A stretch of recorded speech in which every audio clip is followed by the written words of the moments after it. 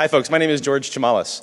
I've been doing security for about 10 plus years now, and I started off doing work for the US government, pen testing, critical infrastructure type of stuff, then switched over into the private sector where there's an actual bottom line and you could justify good ideas, and worked in a variety of different things, corporate pen testing, that sort of thing.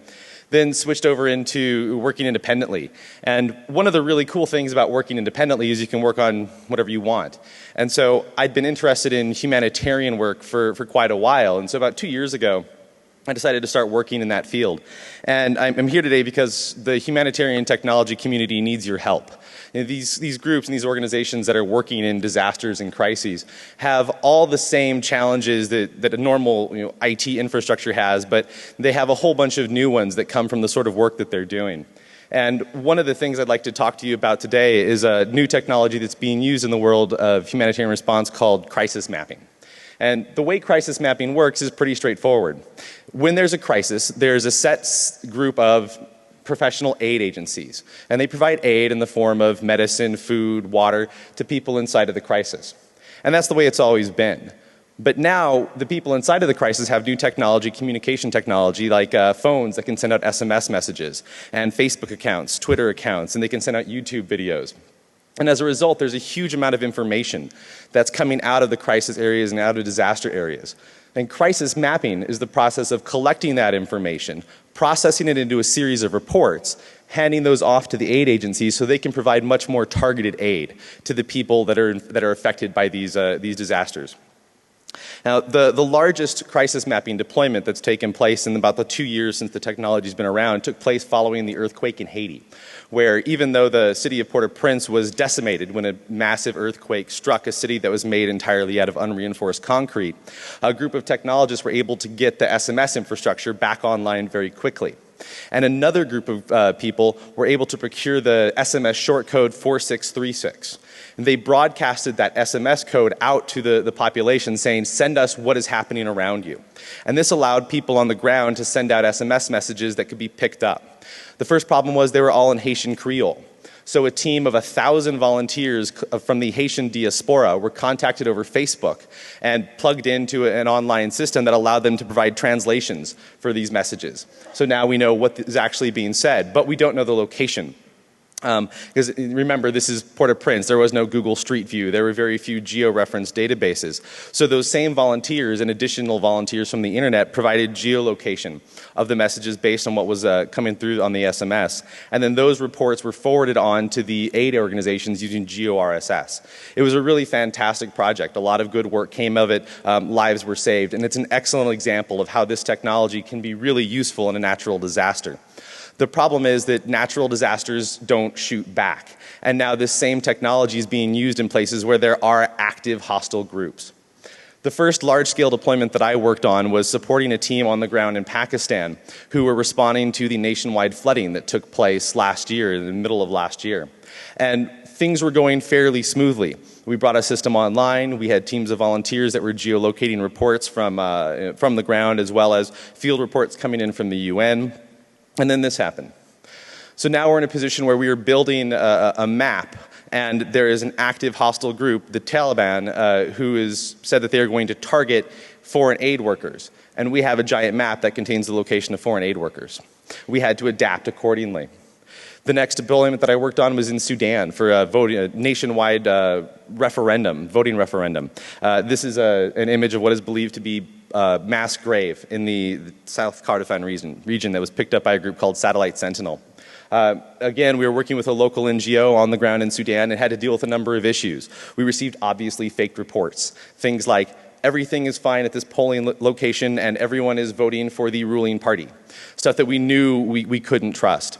We had our site blocked by the internet companies inside of Sudan, so people could not reach it initially, and we had an inadvertent DOS based on a flaw in the platform we were using. The most recent large-scale deployment that I did was the Libya crisis map, which we started in early March when Libya was just beginning to see some basic civil unrest, and we ran it as it turned into a full-scale war. The Libya crisis map was unique for a number of reasons, and one of which is that it was the first time that we worked without a team on the ground. Instead, a group that I work with in this field was requested by the United Nations to set this system up so that they could have insight into what was happening on the ground, both inside of Tripoli and the border towns where there was a significant refugee presence. We had a number of things to deal with at that point, things like protecting the observers, the people who were reporting from the ground inside of the war zone, verifying the information that was coming out because it was being fed directly to the response agencies, allowing them to determine what to do, and trusting all of the processing that was done because we used an entire group of volunteers from the internet.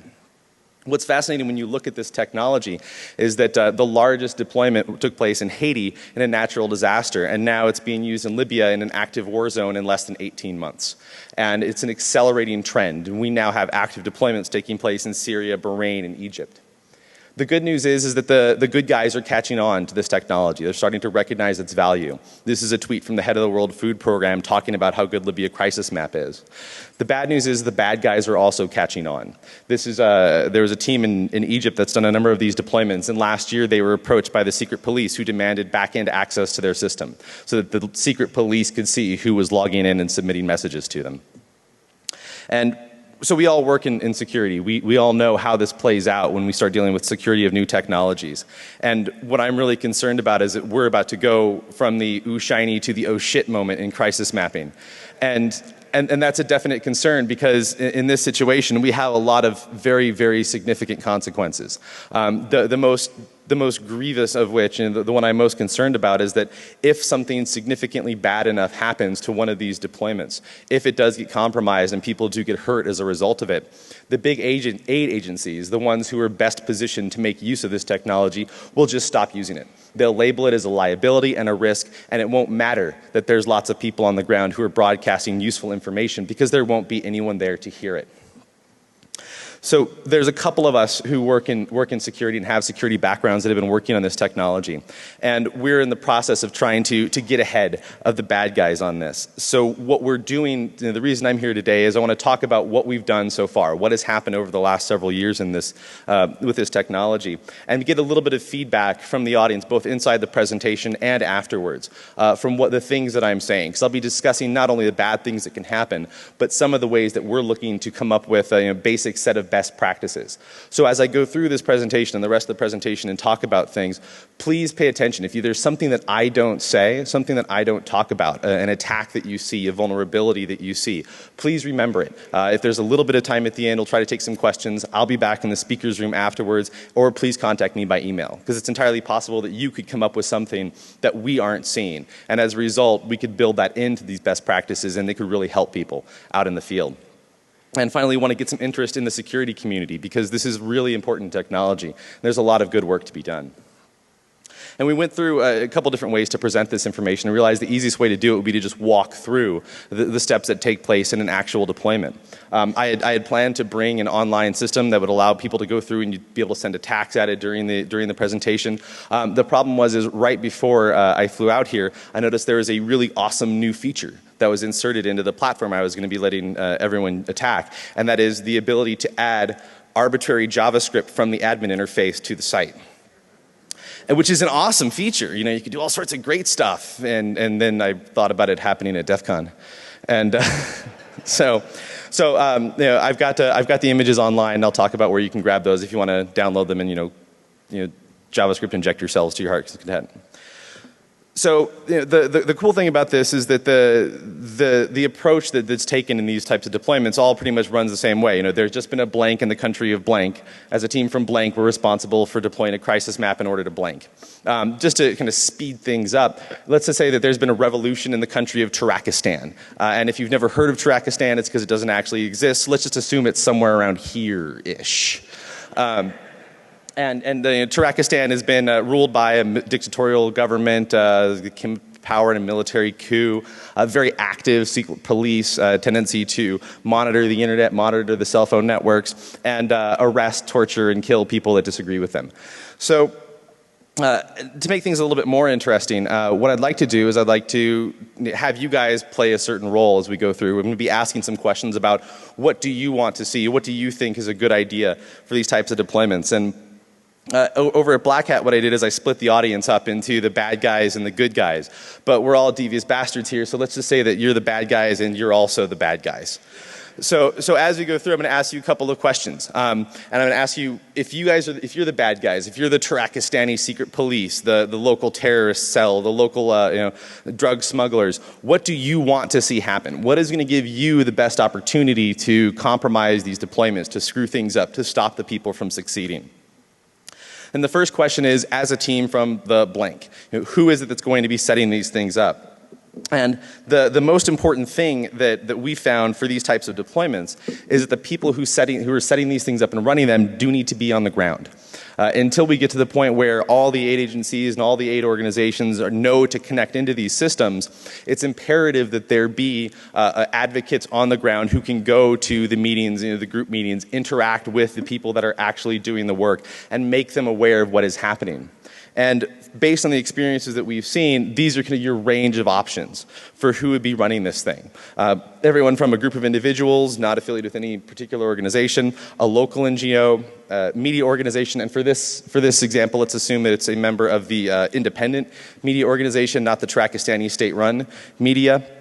An international NGO like the Red Cross or the UN, or a military type organization, an external military, not the Tarakistani military, who's running this. So what I'd like to do is take a second, think about this. Picture yourself as a bad guy. Think about what you would do to each of these groups and who you would like to see running it to give you the greatest opportunity for screwing up the deployment. I'm going to take a drink of water.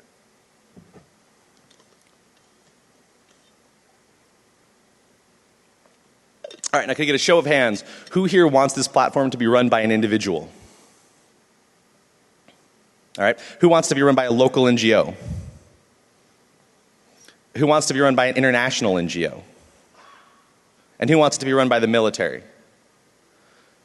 All right, now one of the things that I'm concerned about as I go through and talk about this is that when we go back to the crisis mapping community, one of the first things that's going to happen is I'm going to be accused of giving the bad guys ideas, of listing the attacks that can take place. And so I could try to go through and lecture the people I'm talking to about security through obscurity, why you must assume that the bad guys know the system. But instead, I'd like to make the point that I stood in front of a group of people at a security conference and presented this to them, and knowing nothing about it, they were able to spot X, Y, and Z attacks. So could I get one or two people to put their hand up and tell me what you picked and why?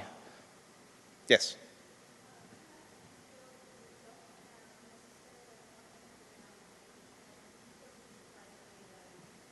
That's a great point. So she said an international NGO because they don't necessarily understand what's happening on the ground, and they do have resources and supplies, things that the bad guys would want to pick up. Somebody else. Yes, sir.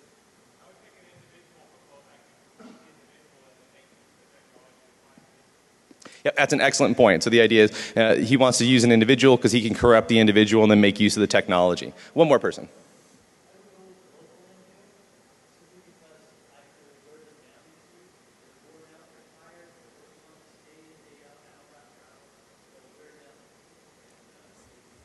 Yep. So a local NGO because they can be worn down, they're going to get exhausted, they have limited resources, and when they start to get worn out, you can take them out.